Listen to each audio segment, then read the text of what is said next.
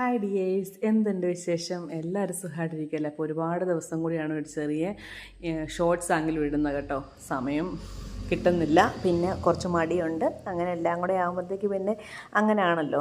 അപ്പോൾ ഇന്ന് നമ്മളൊരു ബട്ടർ ചിക്കൻ ഉണ്ടാക്കുന്നതിൻ്റെയാണ് കേട്ടോ. ശരിക്കും പറഞ്ഞു കഴിഞ്ഞാൽ ബട്ടർ ചിക്കൻ ഞാനല്ല ഉണ്ടാക്കുന്നത്. ഞാൻ ആ കഴുകി കൊടുക്കുന്ന പ്രോസസ്സ് മാത്രമേ ചെയ്യുന്നുള്ളൂ, ബാക്കിയെല്ലാം ഭവിയാണ് ചെയ്തത് കേട്ടോ.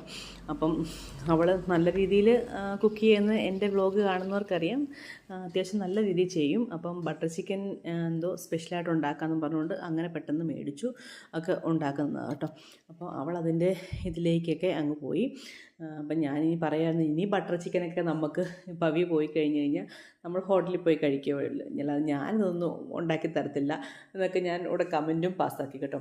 പിന്നെ അതെല്ലാം അരച്ച് പുരട്ടിയതിന് ശേഷം ഇവൾ എയർ ഫ്രയറിനകത്ത് വെച്ചാണ് ഫ്രൈ ചെയ്യുന്നത്. അതാകുമ്പോൾ എണ്ണ ഒട്ടും യൂസ് ചെയ്യണ്ടല്ലോ, അപ്പോൾ നന്നായിട്ട് ഫ്രൈ ആയി കിട്ടും.